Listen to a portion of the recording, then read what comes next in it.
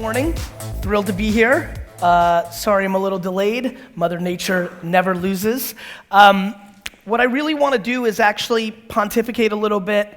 They've given me a time slot, and I decided as I was looking at the social mentions and just kind of the context of this event that a lot of people actually did have context for my spiel. Some have shared the stage with me, others have been engaging, and so I decided to actually cut my chatting down a little bit because the truth is, as a lot of you know, I'll put out my general thoughts on entrepreneurship and business on pretty much a daily basis. I thought what would be much more interesting is actually try to do as much Q&A as possible. So, because what I think is then I can answer your questions, and I find that even when I answer them very specifically, that takes care of 20 or 30% of the audience's questions. So I'll get into that in a little bit, but first I'll give you a little bit of a chat. You know, I've been thinking a lot lately about this whole journey, about how entrepreneurship has become something of a status and has been put on a pedestal. I've also been thinking about how scary it is when something becomes cool or interesting and what that creates. And I've been pondering that quite a bit, which is the differences between being an entrepreneur and being a successful entrepreneur. You know, putting the fact that you're a CEO in your Instagram profile doesn't mean that it's what you're going to be able to do for the rest of your life. And what I'm really concerned about is that we have lived, both in Canada and the US, with basically an 8 to 9 year macro, almost a decade of good economic growth. We just have. You know, obviously there was a crash in the US in 2008 or 9, but if you look at the data, we're probably on the tail end of economic growth. You know, obviously nobody knows, otherwise they would make trillions of dollars. But one of the things that I did want to talk to you guys about today is practicality. I think practicality is stunningly not talked about enough. So for example, if you're running a business right now and it's predicated on raising money, or you've raised money and you lose money each month, it's probably a really good idea to change course pretty quickly. Because the biggest issue for me right now is that we have a lot of people who want to build brands, who want to become influencers, who want to start companies, but they're not putting in the pieces that actually allow them to weather the storm.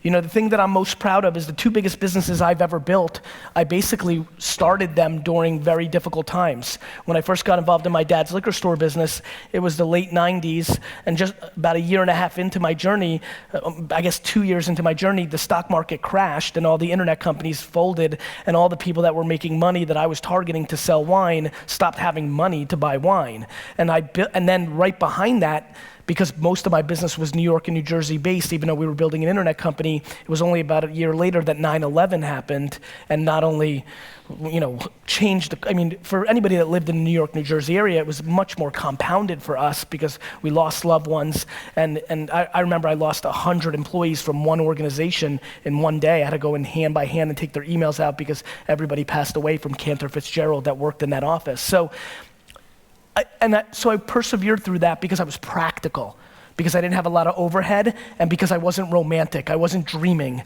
I knew that I had to buy and sell wine and liquor and beer, and I had to make sure that my expenses weren't greater than the money I was bringing in.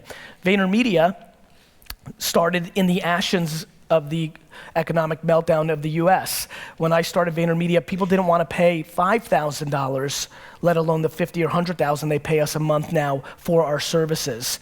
And when I started VaynerMedia, you know, it's funny, I watch everybody watch my journey now, and you know, there's that cliche thing of like overnight success, right?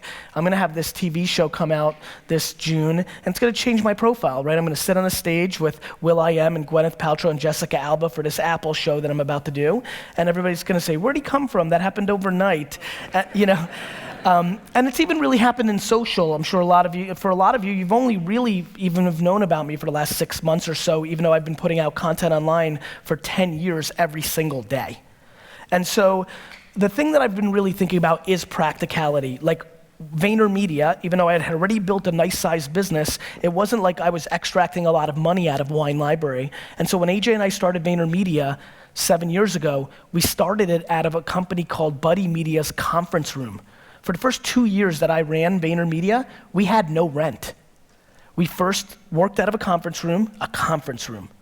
We then worked out of a co-working space before the whole WeWork and co-working space revolution, and I bartered my time to help that company in exchange for a very small space. We didn't buy furniture, we scrapped. And I'd already made it, I was already rich, and we scrapped. And so the biggest thing that I want to implore everybody here today to do is to take a step back and think about how fancy are they? Are you willing to be really, really, really ghetto? Do you really need that chair? Do you really need that piece of technology? Do you really need to fly that class? Like, I just think that we're living through an incredibly fancy culture of entrepreneurship. Entrepreneurship and CEO status is quite sexy. People are selling a lifestyle that is filled with lots of fun and trips and champagne and bikinis and bling bling and all sorts of horse shit, right? And I just think that era of this era is gonna come to an end somewhere within the next 5 years. And very honestly, I just don't want a lot of people in this room that dream to build their own businesses to have to go work at a bank or go work at a retail store. And so I would highly recommend something that I think is stunningly not talked about enough, which is if you're building a business, you have to be making money.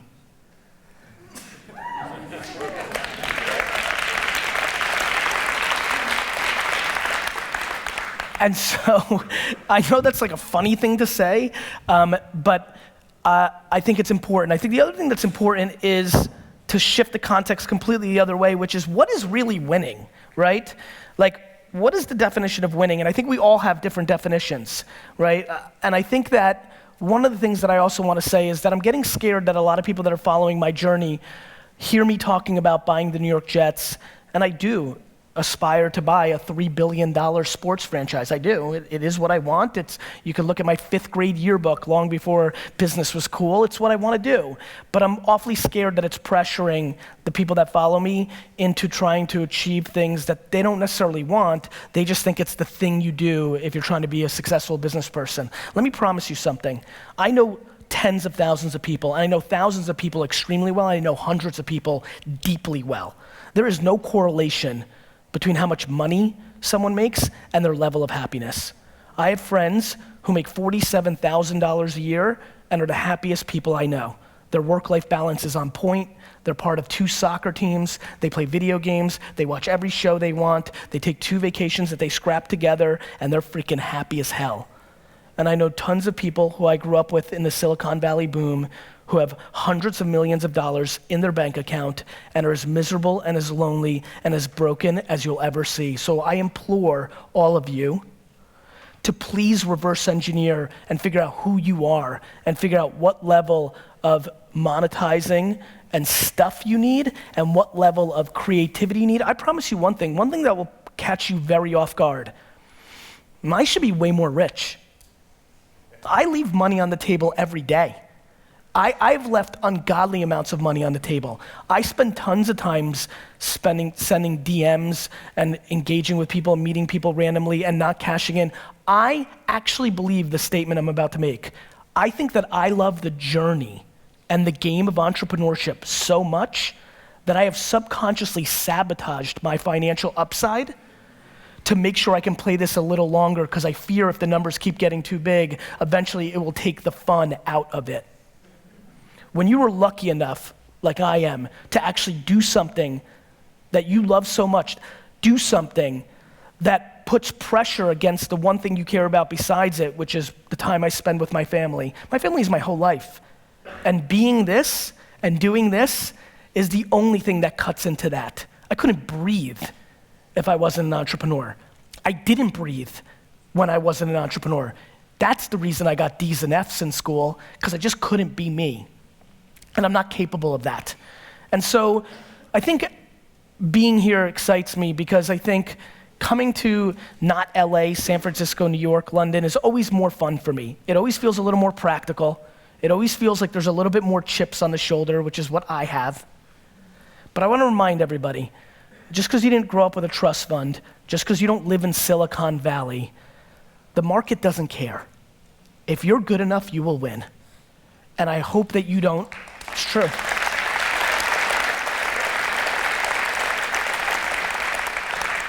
And if you sit around and ponder, well, if I didn't live here, or if my mom wasn't an alcoholic, or if I just learned about this earlier, or if I'd been following this person earlier, or if I wasn't born a woman, or if I wasn't born a minority, if you sit and do that, you are losing. You're not wrong. It's just that business and marketing and all this doesn't care. There's just no emotion in the market. Like, that's it. And so I think we need to start having much deeper, much more serious conversations of practicality. You know, it's fun, and I love this space the most, but I loved it long before it was sexy. I loved it long before people wanted to take selfies with me. I loved it long before athletes and celebrities and rappers wanted to be entrepreneurs. I loved it long before that. It was my destiny. It was who I was. It was how I was wired. It was the only thing I knew. That's why the 4-year-old me ripped flowers out of yards and sold it. You don't read about being an entrepreneur at 5, 6, 7, 8, and 9. I didn't jump on this because it's cool now and it makes me money and girls. I did it because it's all I ever was. And I implore you, if you came here to be an entrepreneur, but this talk allows you to realize you're really an artist, or you're really a number 3 in a company because you bring this level of energy and you don't want to be a number 1, because let me promise you something about being a number 1. I'm not an entrepreneur, I'm a firefighter. My entire life is taking care of crap, putting out fires. 24/7, 365, my whole life is, this is a problem. Fix this, and guess what? When you're the last line of defense, there's no blaming your boss. There's no blaming the logo. There's no blaming the government. It's all my fault. All of it. And so, it's super sexy, but what's not being talked about is the friends and acquaintances I have who've committed suicide in the entrepreneur land the last 4 years, because nobody talks about the downside. Everybody thinks they're gonna be Zucks. Everybody thinks they're gonna build Snapchat. Go look at the data. The data shows that the far majority of this room will not succeed, not even close to building an actual business. And I don't come here to be somber. I come here to remind you that there's only one thing you can do. The only thing you can do that can trump the moment mommy and daddy had sex to make you. The only thing that can trump that, the only thing that can trump your DNA, the only thing that is controllable, if you want it, if you want this, is work.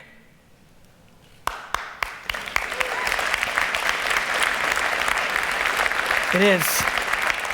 It's the only tangible, and by the way, I don't know if you guys have noticed, I've stopped even, and it's funny given the name of the conference, I've started using the word work more than the word hustle, just because I want everybody to understand what we're really talking about here. If you've got a big mouth, and a lot of you do here, search the hashtag, and a lot of you say CEO, founder, owner. I call that big mouth. If you've got the audacity to do it, and so many of you have heard this from me, when I audit you, and I do, because I'm curious, it's how I learn. People talk a big game. I especially love when somebody hits me up on social, like, Gary Vee, you're gonna buy the Jets, I'm gonna buy the Rams, you know? You know, everybody's buying a sports team. And I love to look at what that person does. And then I'll DM that person and be like, yo bro, nobody, unless they were a trust fund baby, ever bought the Rams when they go skiing for a week when they're 24. Nobody you know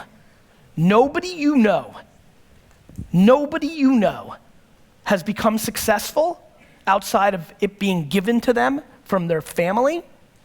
Nobody you know has actually created success without working their face off. It doesn't exist.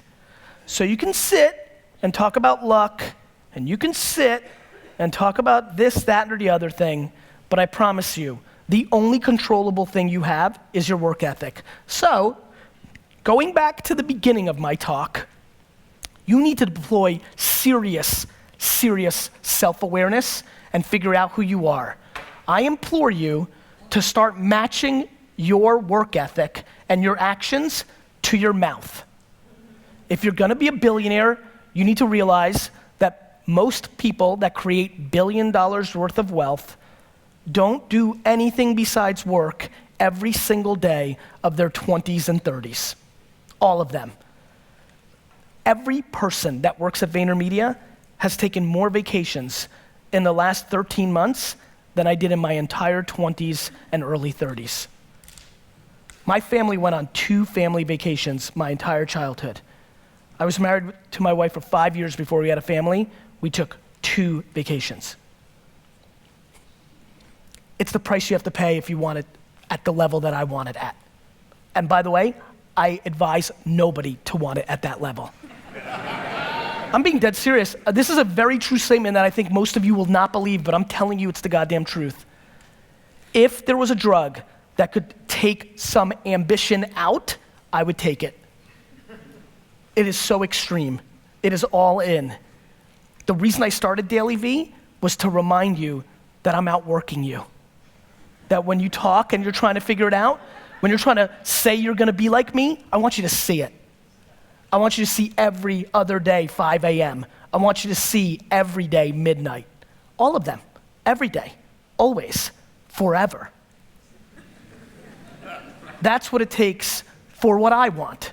Good news is, between what I want and what is achievable and is considered unbelievably all-time happy is a big gap.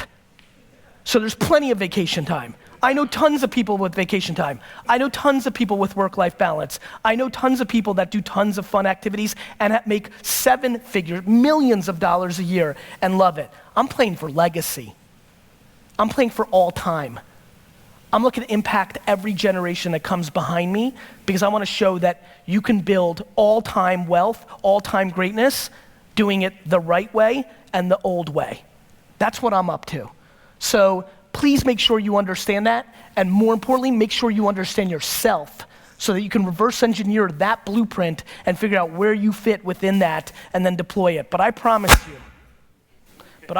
you, you will not get there with your big idea. I promise you, sitting around and saying, oh, I had that idea for Uber before Uber did. Nobody gives a shit.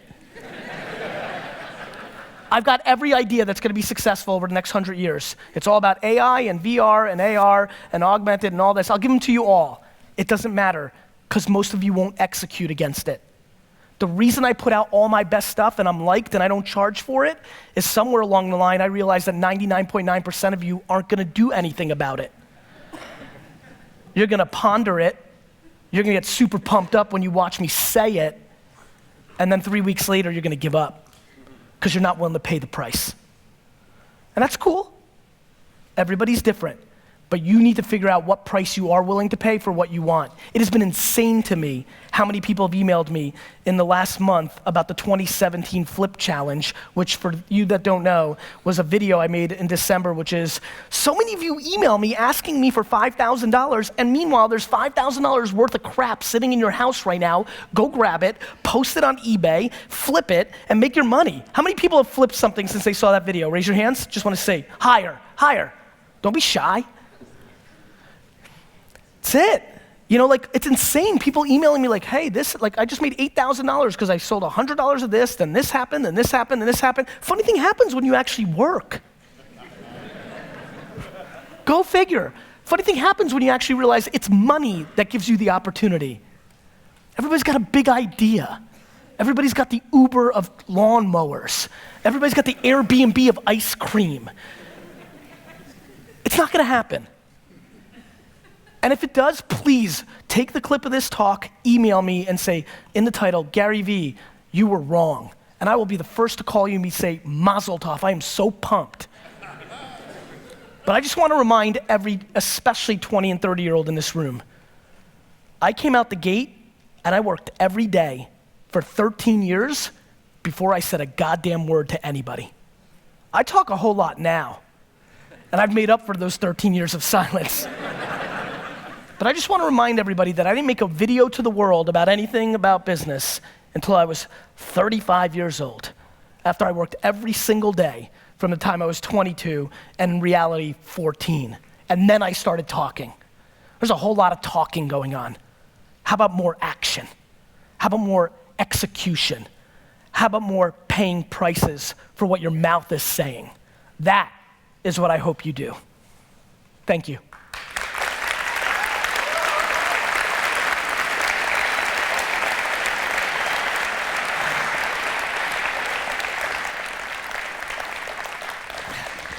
That felt good. Hello. Gary, thank you so much for coming here. We know it was a very tough road for you to get here today. This guy's a trooper, if you guys only knew. Yeah. Can we get another round of applause over here for Gary for making this a priority? This guy went through hell and high water to get here, and we are so thankful. So we're going to do a couple questions, as we told you. We have a bunch of questions from Twitter, so we'll start there, and then we're definitely going to come around to some audience questions. Okay, Gary. Yes. First question via Twitter. Yes. How important is it to take risks when you're starting a business? I mean, I think it comes down to your talent. So one of the things that I'm fascinated by is how many people are scared to take risks and then take credit for things. For example, let me explain. The amount of businesses that I've looked at over the last decade that are doing $1 million, $2 million, $4 million, $8 million in sales and are successful, and the founder is kind of making fun of other people for different things, and then I remind them that if I had run their business, instead of doing 2 million, it would be doing 19. They take a step back, and then I try to explain to them in detail, and here's where I'm getting at. Everybody's got their own cadence and their own talent, but taking risks is how you make real things happen. It's how you take quantum leaps. The amount of things I failed at VaynerMedia from an agenda standpoint over the last 7 years is enormous because I take micro risks all the time. Risks that if they go to zero, which is how I think about them, will not put me out of business. But risks, for example, took a lot of risks last year. Last year we did $100 million in revenue. The year before we did 67. We made the same amount of money in both years. Risks. Lost $33 million of profit against that gross, probably left $6-7 million in profit on the table because I took risks. The good news is one of those risks is probably gonna make me 50 more in revenue in 3 years. So I think risks are imperative, and I wanna remind the people here who are conservative, that's great. And if you're at the number that you want to be at, great. The one thing I would say is the biggest fear I have for people that don't take risks is that your competitors might, and then you're in trouble. So a lot of people think it's insular, but it's not. Maybe the person that owned the most cab medallions in New York should have taken a risk and built a cab app. True, very true. Maybe the Hilton, right? Maybe the Westin, maybe Four Seasons should have taken a risk and created a platform where we rent each other our own rooms. So, so risks are important. On that note, though, just to follow up, do you think that larger companies are more adverse to risk? 100%. And I think small companies are scared of risk. I think people are scared. I think people lack self-esteem. You're helping that situation, let me tell you. I'm trying. Okay, so that question, just to give a shout out, that question was from Wojactor, DJ Wojactor. And our next Twitter question, am I saying that right? No, okay. He might not be here. Oh, well, Twitter's open to everyone. Well, you are right. We did put out the hashtag this morning, though. It's our own. It's our HH Ask Gary Vee hashtag. So hopefully he is here, or she, or whatever, heard that question. Our next one from Blair Kennedy. Will you ever open a VaynerMedia office in Canada? Yes. Really? Okay. So let us know when that's happening, and we'll help you guys apply. I promise you'll know. Awesome. Okay, let's go to an audience question. Oh my goodness, how am I gonna decide? Who's got the mic? We have a mic? Okay, good, you're not leaving it up to me. Yep, pick anyone. I'm gonna hang as long as I can. I'll answer as many as I can. Just give me your name. Pedro. Pedro. Hi. What's up, brother? I'm fucking so nervous right now. Okay. I just want to say, stand up. Gary, you changed my life. I promise most people didn't think that I'd be the second person to drop an F-bomb today. Go ahead, Pedro. Thank you. You changed my life. Just wanted to let you know that. Thank you. I'm an advertising student, and I sit in class. I'm in second year. I'm so nervous. I sit in class, and They teach you crap. Yeah. And I learn more from you. So I want to give you value. Okay. But I want an internship as well. Okay. So if I can flip for you on stage, could you offer me an internship? No. No worries. A flip? Do you think you flipping was enough value for me? I think it's entertainment for you. Not for me. You don't know me super well. All right, no worries. I'll accept that punch in the face. Let me tell you why I told you no, and let me tell you where I want to go with it. I wrote a book called Jab, Jab, Jab, Right Hook. Yeah. I'm about to teach you more about selling and marketing right this second than anything you'll learn in any school ever. Thank you. Tell me. When you give with expectation in return, you lose. Thank you. Jab, jab, jab, right hook is give, give, give, and too many people interpret it as take. Jab, jab, jab, right hook is give, give, give, and then ask. And so that's the cadence, especially when you're asking for something as big time as an internship at Vayner that has become super competitive. Yeah.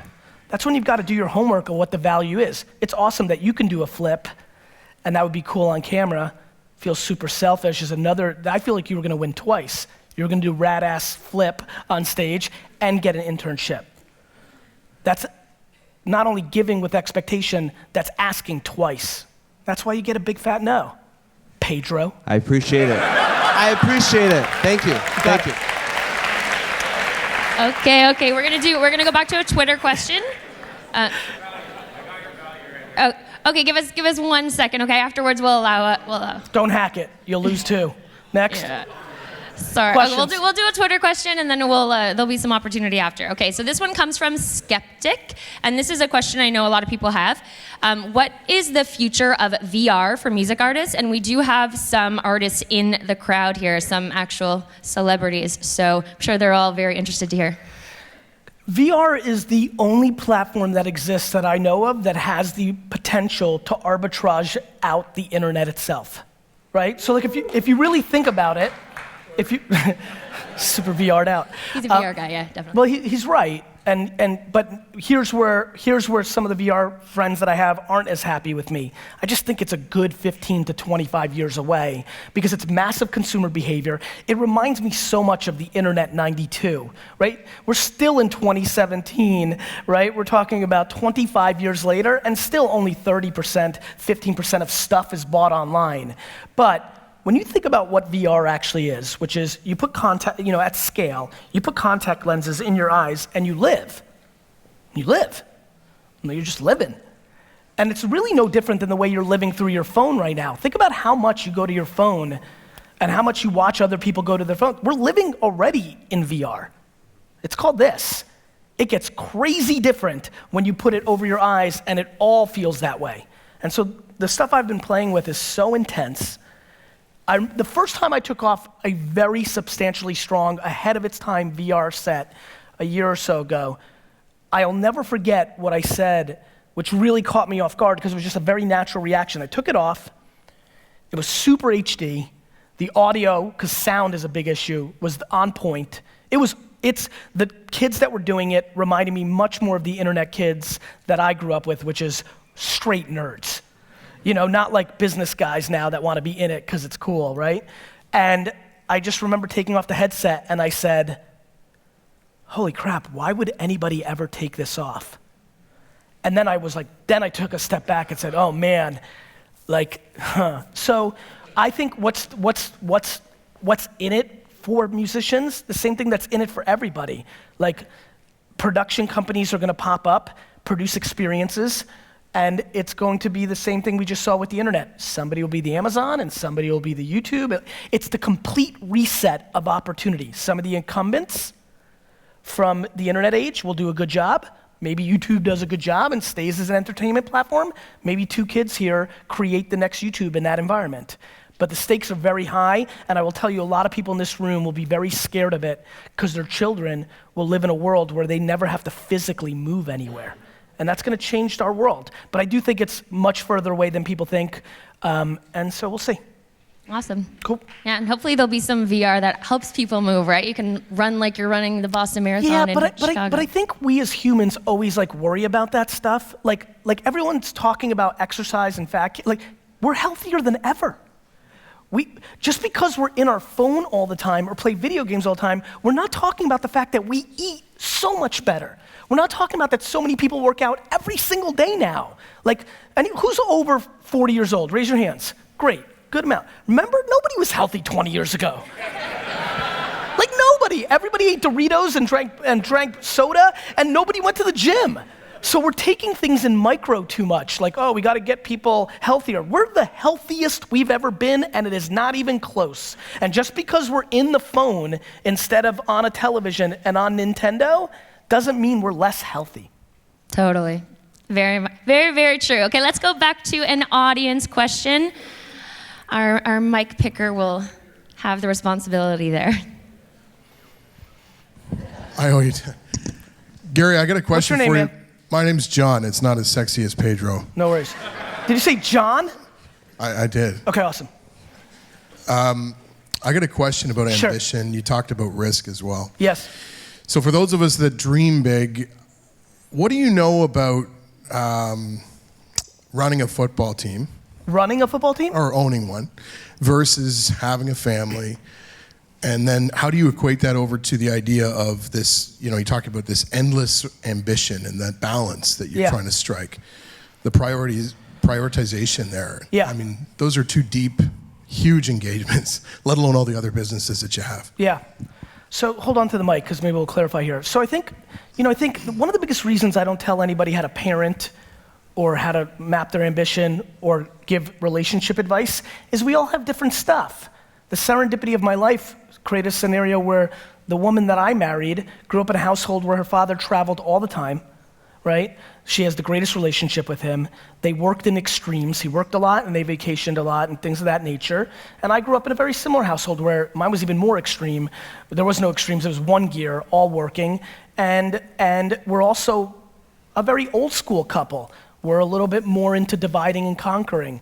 Obviously now we have a whole lot of co-parenting and things of that nature, and I don't think one's right or one's wrong. I just know what Lizzie and I are comfortable with, and that's Lizzie and I. And it's very cute and nice that there's lots of books written about what we should do, and it's very nice that you have opinions of how I should do it, but I don't give a shit.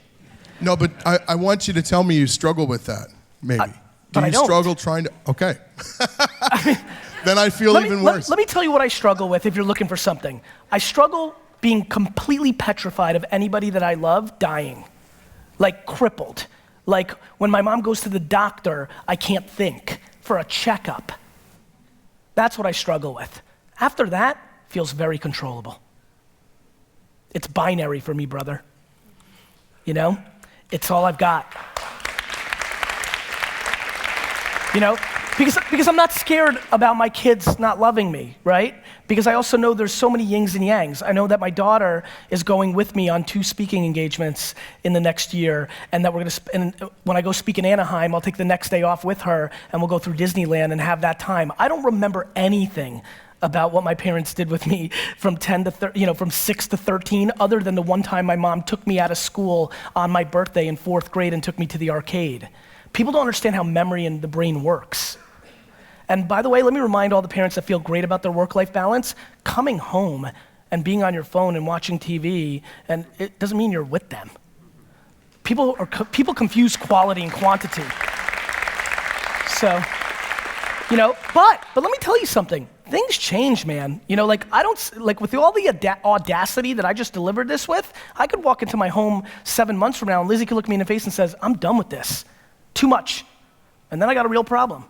Because then I have to decide between 2 things I can't breathe without, And so I get it. I don't sit here thinking I've got it all figured out. And then life's got twists and turns. Everything's great until your child is diagnosed with a life-threatening disease. I promise you this, if I ever shut my mouth, it's only gonna be because of the health of my family. If you ever don't see me again, that's what I'm doing. And I'll be back when that's resolved. But I'm not stressed by most of the stuff in the middle, especially in the current political correctness POVs of what we should be doing. Cool. Awesome. So Gary, just keeping on that note, how important do you think it is to build like a really core team around you, people that really support you and understand the hustle? Imperative, but I think the biggest core team you need to create is within your own brain. Can you explain that a little further? If you're not your biggest fan, you've lost. Amazing. We're going back to Twitter for another question. And you know what? Let's stay on that for a minute. Sure. It's the big one. It's the big one.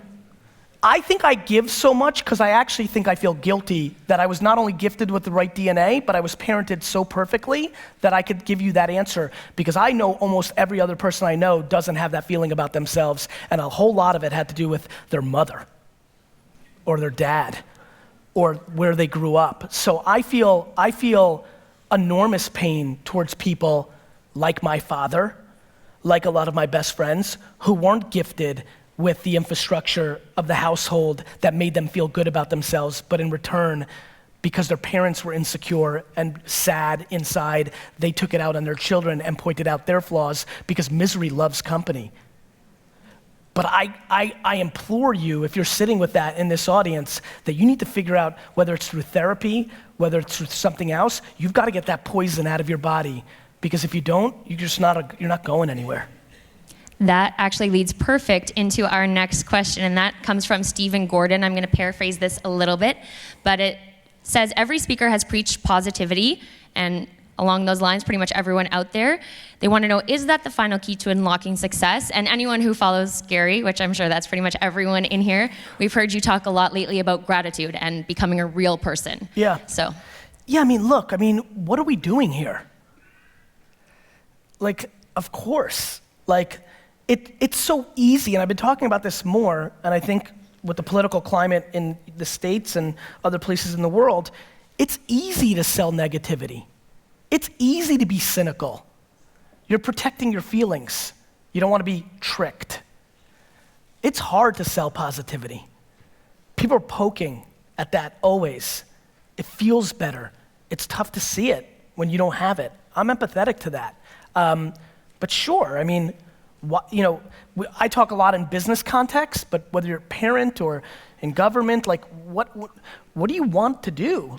Why else would you go through life not trying to achieve happiness? And so, yeah, I think, of course, that's the ultimate goal. And it's incredible what happens when you feel good. Everything's easy to deal with, John, Everything's easy to deal with because it's just life. It's real. I think people dwell. I think dwelling is the wrong strategy. It's focusing on the wrong things, right? You gotta focus. Let me tell you who's willing to listen to you to complain. The people that are willing to listen to you complain and dwell consistently only look two parts. They're your most inner family and they love you to the ends of the earth, or their fellow loser friends.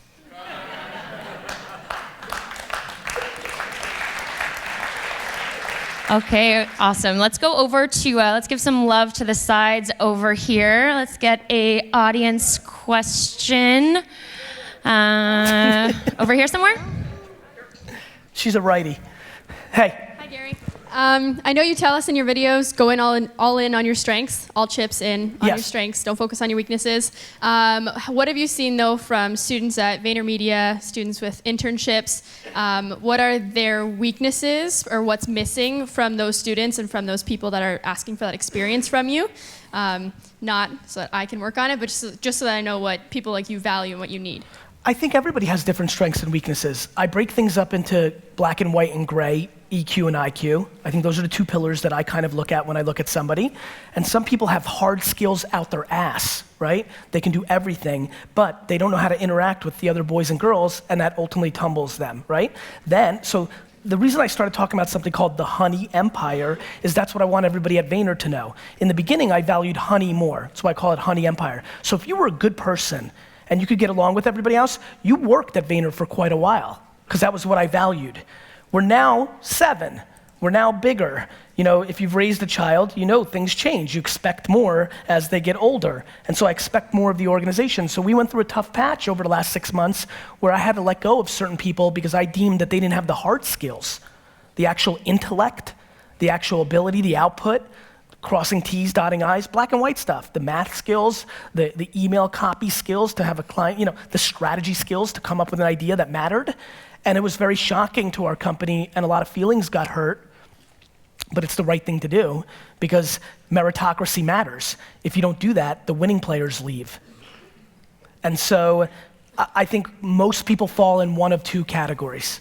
They're short in one of the two, and if they have both, they'll go on to win.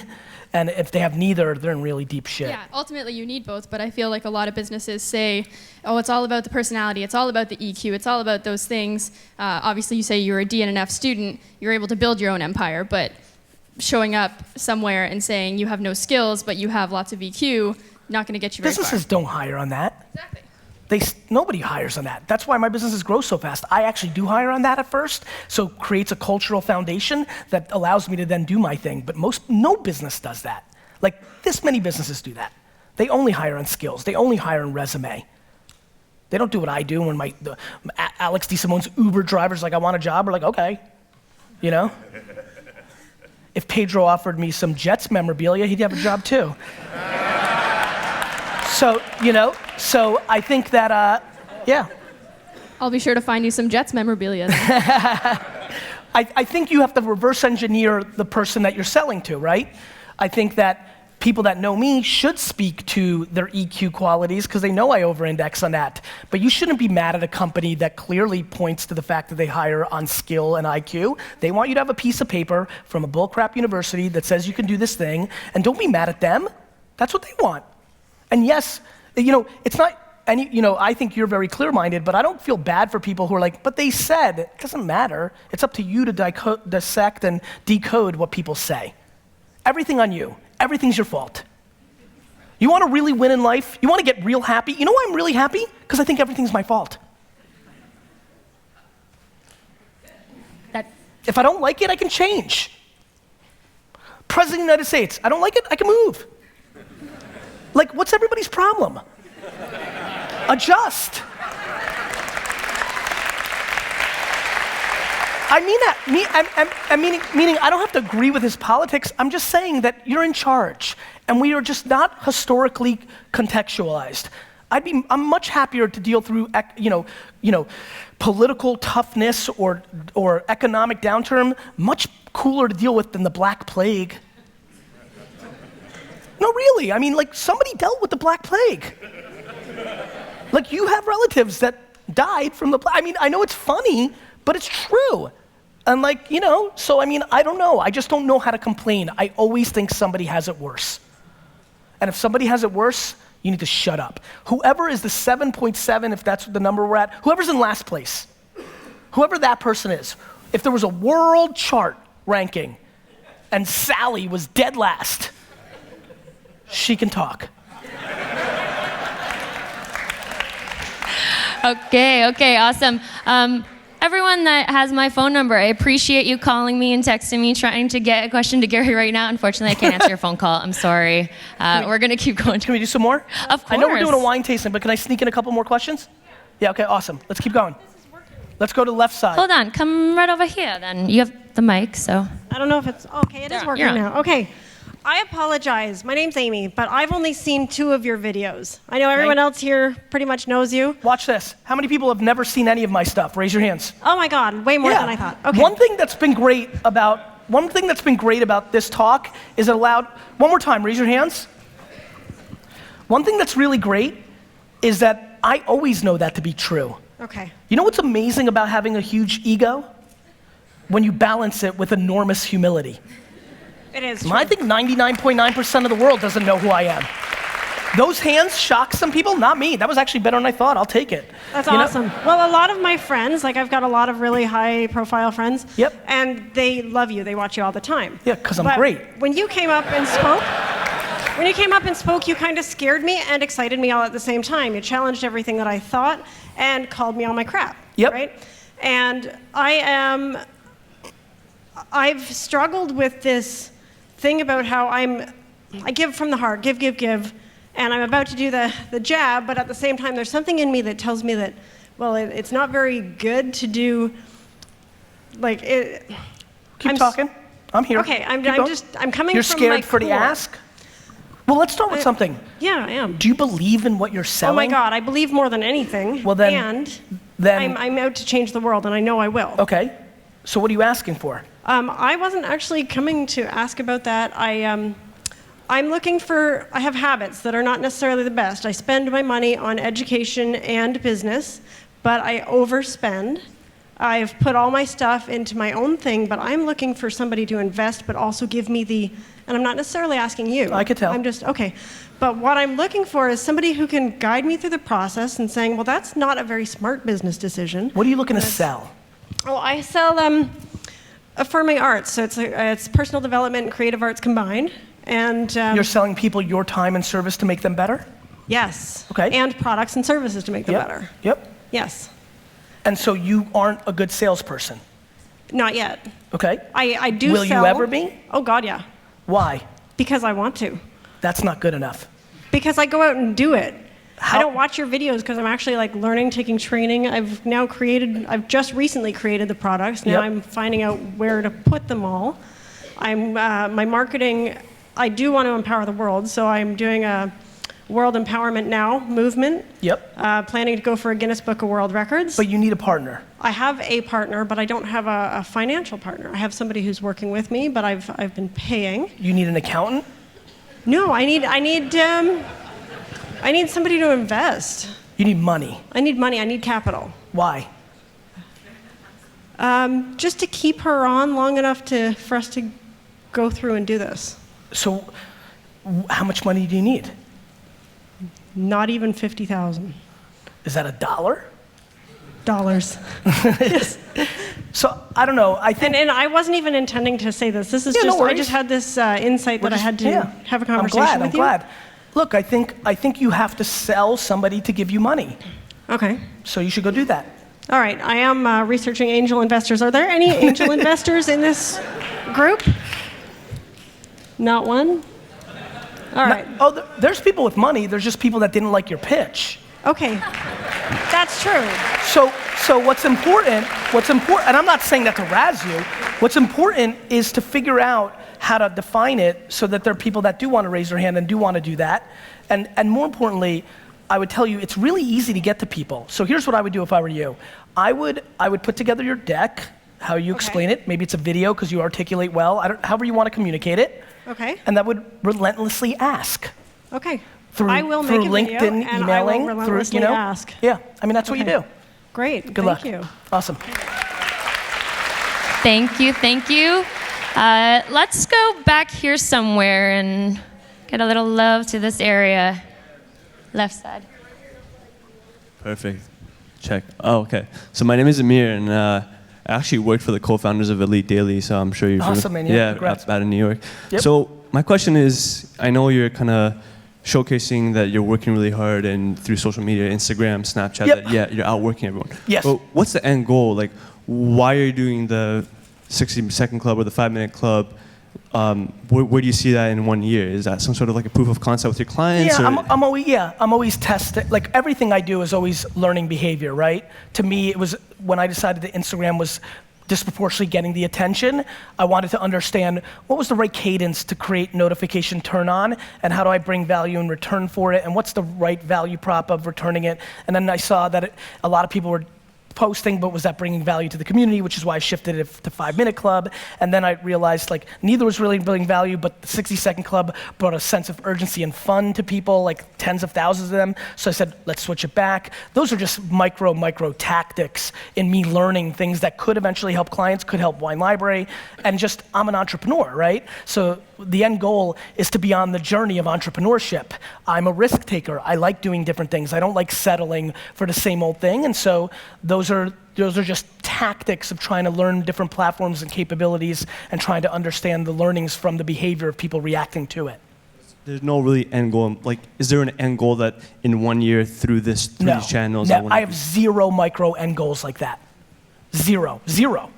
I never, ever think, I've never said that in 1 year, I don't have that goal. I have one macro goal, which is to feel like I left it on the field, is probably the best way I could put it. I'm sure all of us have different versions of this. I just have this feeling, it's like moth to the light, right? I couldn't even really explain it. It's why I'm so comfortable in it, because it's been there long before this. 20 years before the internet, it was there. Do you know what I mean? Like, it's just always been there. I don't know why every single weekend, instead of playing with my friends, I wanted to make my friends work with me and wash cars. I mean, my poor friends that are now coming out of the woodworks, I forgot how many of them I made do things. I don't talk about the shoveling snow and the car wash business and the miniature golf course I built in my friend's backyard. Like, I don't talk about those things often, but it's, it's just who I am. It's the same way people need to sing, or the same way people need to cook every night. You just need to cook. Like you can't, I just need to business. Do you think that kind of, sends a message to your audience that, for them to do the same? You see, you're following, posting their Snapchat of I'm working. Do you think that kind of might create some deceive their audience that it's actual fake work than real work? Because my ideology is, I don't need to Snapchat, I don't need to Instagram to show that I'm working. Yeah. I'm working when I'm not on there. So I feel like there's more wannabe-preneurs that are actually doing that to say, Of course. I think for me, I have the right balance of wanting to give back and a lot of selfishness to have the attention, and it works in my favor because I feel good about both. I love the attention, and I have that narcissistic DNA, and I love it. I love taking selfies. I love that people want to stay. I love people. Of course I would love it. It feels nice. My mom loved me so much and complimented me every day so much that when I left the house, I was like, fuck this, I need more of that. So I need that. That's why I do it. I'm also not scared. A lot of my friends who don't put themselves out there, they don't want themselves out there because there's things that they don't want people to uncover about them. So I'm not scared. That happens. And it feels really good getting 100 emails a day from people whose lives are way better because they stumbled on some of your videos. And that's something that my quiet friends who don't need that, who just need to build and do their business, they don't have that feeling. So when my friends who tell me, my God, if you put this energy into your full-time, if people knew, my friends will say things like, if people knew that Gary Vee was your side hustle, if people knew how much you're actually if you actually took all that time and energy and put it into your business, you wouldn't be doing 100 million, you'd be doing 200 million. And I always reply with the same thing. I'm like, yeah, but my legacy's way better than yours. And so you probably know this after the exit of your business. It's crazy what, money after a while, just I don't know, how much do you need? I don't know, I don't buy shit. I don't need stuff. It didn't change anything. Yeah, the co-founders' lives stay the same. So. Yeah, so you know how it is. Everybody, and by the way, I'm pumped for people who their whole life wanted a Lamborghini and worked hard and got one. Good for them. I don't judge other people's stuff, and I definitely don't care how I'm being judged. Cool.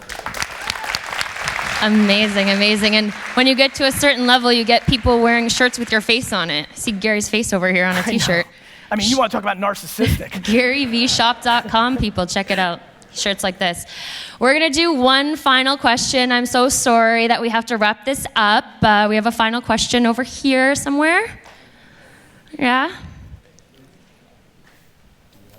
Okay, I think they're going to come on stage to ask you the question, actually. Okay. Yeah. Yeah. Give it up for Gary Vee. Hello, James Ert here. How are you? Chair of the board for Reviver Ranch for At-Risk Kids. How are you? Very good. Very grateful. So I'm coming here with a pure attitude of gratitude to thank you and your organization.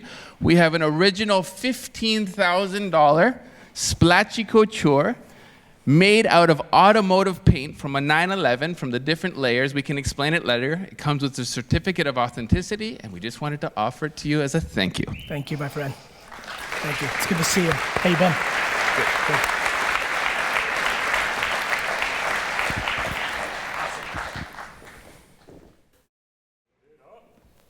All right. I'm a theater performer. There we are. Gary, thank you so much. How about it, Gary Vee, everybody?